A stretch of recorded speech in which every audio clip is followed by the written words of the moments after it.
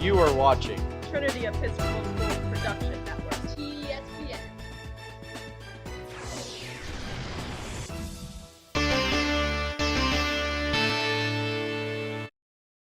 All right, I'm really excited for this week's TESPN podcast.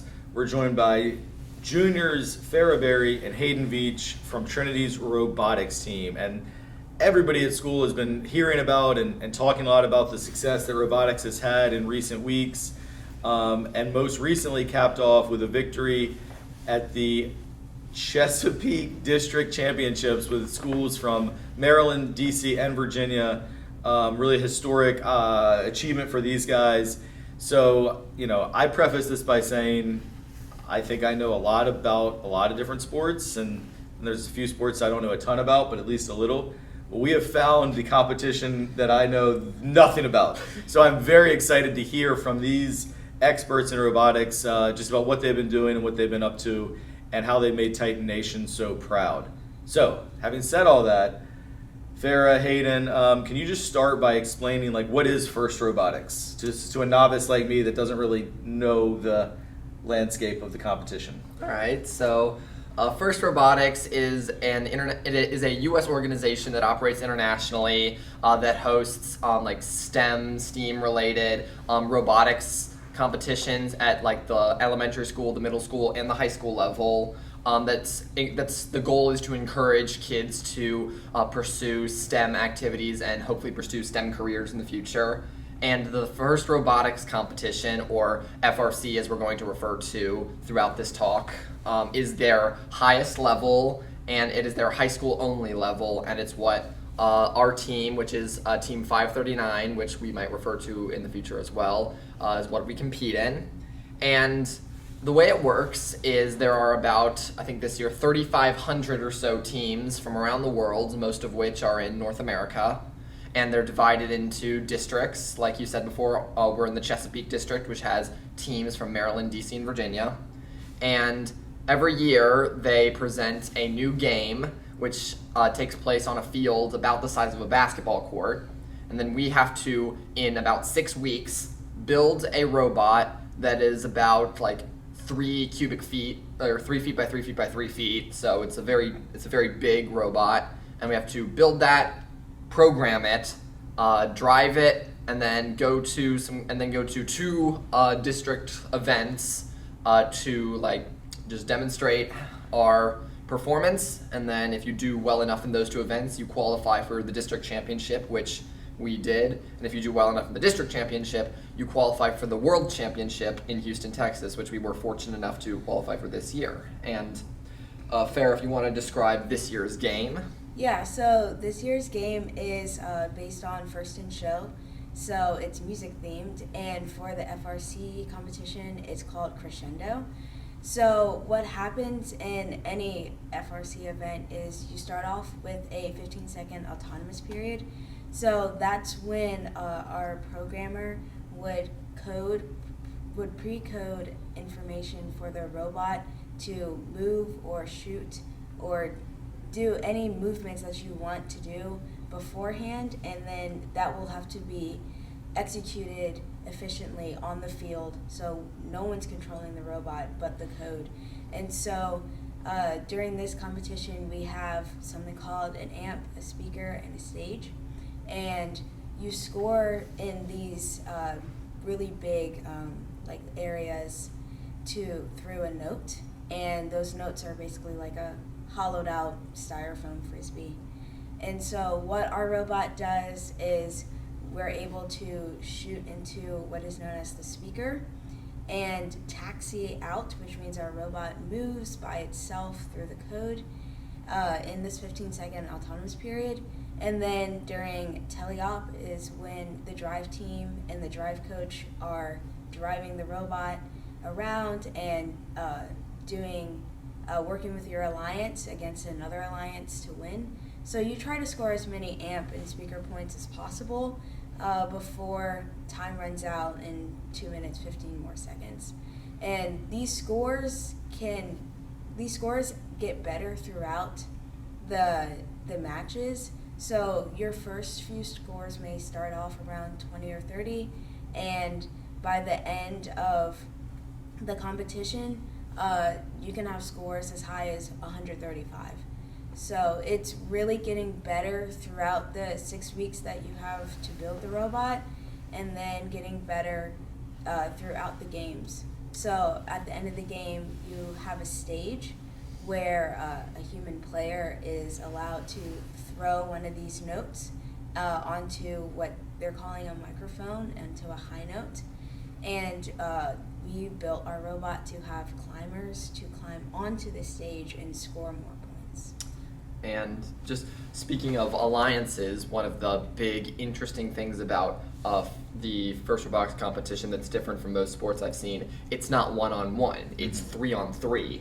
So each match you're going to be with 2 other teams, you're going to be against 3 other teams, and the teams you're with and the alliance you're on, either red or blue, change every match. Right, so it's not exactly battle bots, but it definitely can get that way. You definitely have tech fouls where robots are flipping other robots around, and so it's really exciting to see, and the fans are always super loud. Okay, you guys did a great job of painting a picture. I already feel like I have a better understanding of what a first robotics competition looks like than I did 5 or so minutes ago. I did want to follow up by asking, though, so even just to get to the Chesapeake District competition that you all won over the past weekend at Virginia State University, so you had to qualify just to get to that. So Yes. just being there, all those teams are really good or they wouldn't even be there. Yep. And then how many teams were at that competition? There were 54 teams. Okay, so there were 54 teams, and then we're one of the 3 that's moving on to Houston. Not one of the 3. There are We're one of the 3 winners. one of the 3. There's a weird qualification. You will, if you look into FRC more, all the points and qualification systems are extremely confusing. But to paint it simply, in our district, there are 17 people are chosen to go to Worlds, and additionally, the champions, and then award winners, which you can. There are some awards that you apply for that you can win external to the actual robot competition itself. All right, so one more follow-up, and I know Hayden's anxious to ask some questions as well, but now you got me thinking. So when you get to Houston, the 2 other teams that you were allied with this past weekend, will you be still in alliance with them or not necessarily? It's not certain. You may be able to be in alliance with them during your qualification matches, or you may be against them during your qualification matches. So at Worlds, there's about 600 teams from around the world coming, and there's 8 different subgroups that these 600 teams are going to be divided into, and there are going to be 75 teams in each of those subgroups. So it's not certain they're even going to be in your same division. Gotcha. And Hagen, I'm sorry, man, you've been really patient, but it's something else just occurred to me that I want to ask before I forget. So what literally is the facility in Houston you'll be in? We're going to be in the George R. Brown Convention Center. Okay, and so it's like a massive. Yes, and this is not just the FRC championship. This is the first championship. So first robotics competition, first tech challenge, and first Lego League will all be there. And to put it into perspective, there are 2 convention levels in the convention center. The top level, half of it's FTC, half of it's FLL. The entire bottom floor is FRC. Okay. Right. In our pit area, this is where we work on the robot if there's an issue, or it's just kind of home base for us. Our pit area is 10 minutes away from the actual competition area. So you have to physically. We have to physically get there, and it's all in the same convention center. So that's how big. Do you have to wear your knee brace? Not this time. I've got actually a bunch more questions now, but I want to let Hagen jump in here. A fellow class of 2025, not a robotics competitor, but a TESPN member, Hagen Andrew. Oh yeah, so from what I know about robotics, it takes a lot of different skills to come together and make the robot. I know we have Spencer Anthony, who's y'all's coder. I don't know the other positions, but I know y'all have a driver and other things like that. So as your team captain, Farrah, you're obviously a leader on the team. How do y'all work together and help everyone make their skills come together for the robot?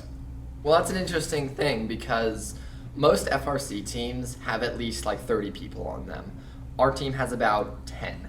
So we're a very small team, so a lot of people, or all of our people, are usually multitasking. So, like you said, I'm the team captain. I do a lot with fabrication, and I do most of our electronics, and I'm also one of our drivers. Farrah's our other driver, and you can say what you do. Yeah, so just to elaborate on Hagen's question, since we have a small team, we all kind of participate in smaller things, but we all have one area of expertise that we're really good at. So I really enjoy fabrication and driving, so those are the two things that I mainly do. I was our drivetrain driver last year, and this year I'm our arm driver, so that's something I do there. But for example, I may step on and do electronics for a little bit, or I may go over and write some autonomous code, and all of our members do that. We have a safety captain, Izzy, and we have our human players, Warwick and Brian, and then of course we have Belle Sears, who really does everything, like most of us. She actually built our climbers multiple times throughout the tournament, so it's really a team effort.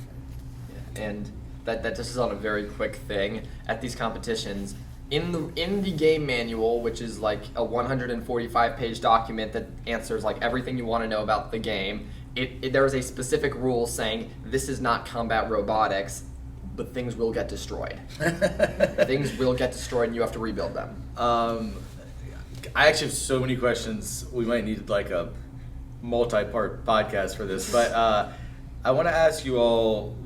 I'm having to like select in my human brain amongst like which questions I want to ask, because I have like 10 now from things you said. But let's go with this. How physically taxing are these events, and mentally? Like your last competition was Thursday, Friday, Saturday, I believe. So you're talking about 3 days.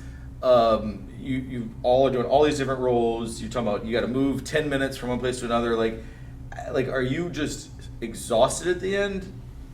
Yeah, so robotics competition is very exhausting. So usually on competition days, I'm waking up at 6 a.m. and you go straight to the competition. Doors usually open around 8, and doors will close around 9 p.m.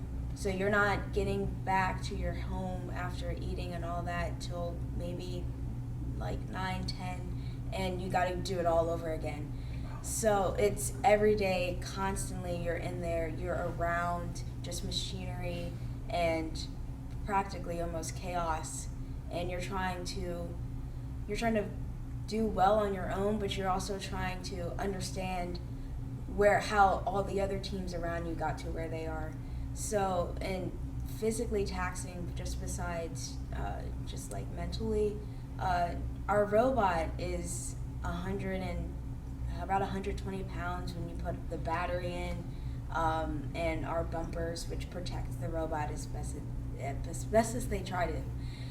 So you have to physically lift this robot around to make sure that you put it in the right spot, or just to carry it around to put it in the field. So it's something that you have to be like, it's mentally and physically taxing, and you try to balance all that at the same time. I'm just thinking like how y'all build the robot. This wasn't gonna be my question, but like I guess it can be now. Like the construction of the robot, like y'all aren't given like a manual. I'm pretty sure y'all aren't. Like how do like y'all just like I don't even know. Y'all just like build a robot like. All right, so this isn't actually I wouldn't really say a business, but it's kind of like its own economy. It's one of the challenges is you must design and build the robot within 6 weeks. But there's a lot of like help. For example, historically, and a lot of teams do this. There's one team, I believe, like in Texas or somewhere, Team 118, the Robonauts. Every year they build very quickly this thing called the Everybot, which is a robot which is designed to do most of what is available with that year's game, cost less than $1,000, and have an instruction manual so that anyone can build it. And for the past few years, we were building Everybots because we didn't have a big enough team to do much design work, and the building work on its own is still, and the building and coding is still tough. But this year we were able to do a little more design work, but we still didn't do all of it. There's another challenge called Robot in 3 Days, which is an unofficial challenge that a lot of colleges do with like alumni from FRC, where they try to 3 days after the game manual is released, they have a finished robot that can do anything. And we took our shooter and intake design from like the top Robot in 3 Days team, and if you look at at any competition field this year, a lot of the intakes look the same because it was just so good and came out so early that people are just using it. That's so cool. So before we went on camera, Farrah, I told you I was going to ask you about, people who are just robot fans might not also know you're a great basketball player, and you are a starter on our basketball team here. Have been a starter really since day one, although you had a significant knee injury your freshman year that kept you out for most of the season. So I was just curious, what skill sets from basketball translate into robotics? And we were even joking about, like, there can't be many people at these FRC competitions that are also high-level athletes in a sport like basketball that's so skill specific, that requires a ton of commitment to get to your level of ball handling and shooting that you have. So can you just make a comparison and kind of compare and contrast, I guess, being a basketball player in the winter to being a robotics player in the spring?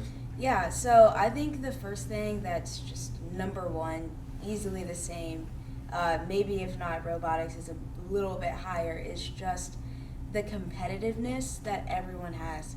So I've played AAU travel basketball. I understand going to tournaments and being there for multiple days, and you're having to play multiple games in one day. And so the competitive vibe between playing basketball and going to robotics competition is near equal. At robotics competitions, you'll have teams of 60 plus students there, and they'll all come into the stands, and you'll hear cheers for each alliance going back and forth over and over.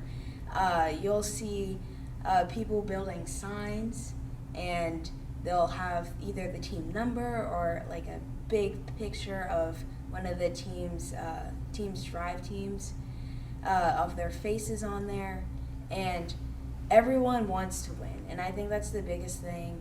That's a huge comparison. Another thing, just more skill-based. In basketball, you have to train every day, especially to keep your ball handling and shooting on par with where you need to be a varsity athlete. And that's the same thing in robotics. Like the drive team, we practice basically every day for 2+ hours, and we're practicing making sure that we are able to play defensive and offensive, because both are very important to being a competitive robot. And the hand-eye coordination that's involved is definitely also near the same.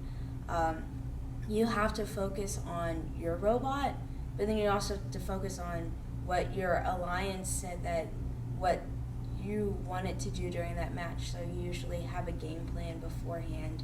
You have to remember that game plan, execute it efficiently, while also trying to beat the other team and handle where their robot is on the field compared to where yours is.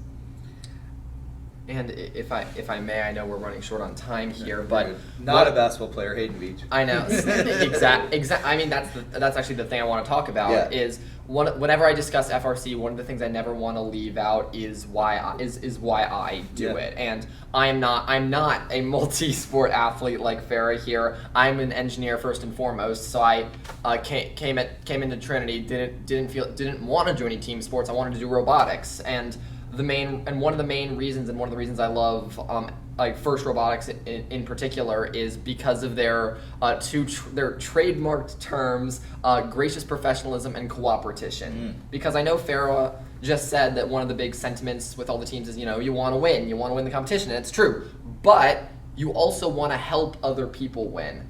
One of the big issues I always see with like high school and even in college and professional level like team sports is like there's rivalries, there's sometimes like there can be violence, there can be people like there can be arguments. In FRC, it's not like that. Everyone wants to help each other. So, because like I said before, you're gonna break stuff, but there's gonna be 70 other 70 other teams waiting to give you a part or give you a tool that you need. And it's always great seeing kind of the more, I guess, cooperative and gracious side of these other teams. Like, I know within Trinity in general, Collegiate is a big rival of us, but their robotics team has been our biggest ally throughout the season. So that's cool. Yeah, so seriously, I've got like 7 different questions floating in my head, yeah. but I'm going to choose this one because of what you just said, which I'm very curious, especially because these competitions are so long, not like a basketball game's over in 90 minutes or so. You're talking about days with all the same people. I'm really curious, what's the social scene like?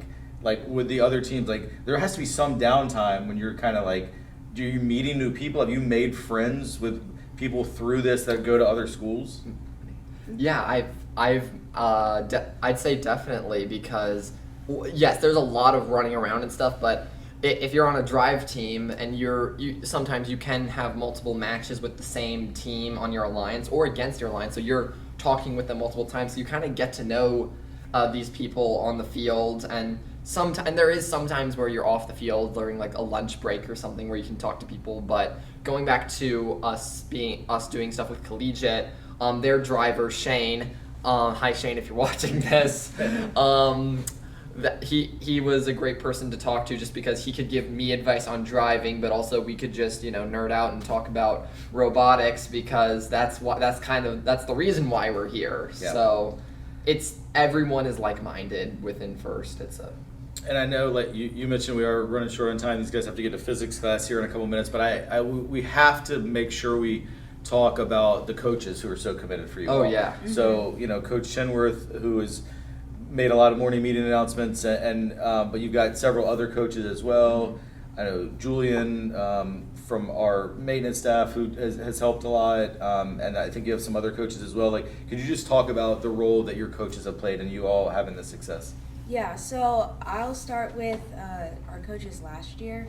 So Ms. Woodson and Ms. Pierce, they were instrumental in me getting into robotics, because since of my knee injury, I was not able to be a full participant in robotics my freshman year, and they really helped bring me in last year and get me up to speed with everything. And they're both just great mentors of teaching, of just being almost like a second parental figure. And I'll talk about Dave. I know Hayden will probably talk about Dave as well, but Dave is Ms. Schumer's husband, and he's been super instrumental in basically everything. He's helped us build the robot. He's helped us just set things up, and he's been here every day with us all the time, and he's about to spend 5 days with us in Houston. So I know that's commitment right there. That's commitment. I don't really have much more to add to that, so I think that's a good wrap up there. It is, yeah. I know we had talked about doing a lightning round. We sadly don't really have time here. I don't know. Go win the world championship, and we'll have you back on the show. Of course. Yeah. But one thing I just want to close by saying is, I mean, you all are such incredible examples of the Discover Your Path mission of Trinity. I mean, having taught Hayden when you were in the 9th grade as a curious, well-read, energetic student, I knew you were going big places, but you've really found your niche here with robotics, and I think that the whole school Trinity community associates you with it because of your enthusiasm, which is awesome to see. And then Farrah, I mean, you came in kind of billed as this great basketball player, which you have been, but to have spread yourself out to a totally different phase of school life. I know we're all just so proud of both of you and the whole team and coaching staff. And we're going to be rooting for you in Texas. Have a great trip. Thanks to Hayden for joining us. And you definitely, I think, captured the imagination and the heart of this community with you all's incredible successes. And this has been a lot of fun. I tasked you at the beginning with teaching me about robotics and First Robotics competition, and I definitely know a lot more about it now than I did. Anyone who's watched and stuck with us this whole time has done the same, and it was a lot of fun, guys. Appreciate y'all's time. Thanks everybody who watched, and we'll see you next time. Goodbye. Thanks.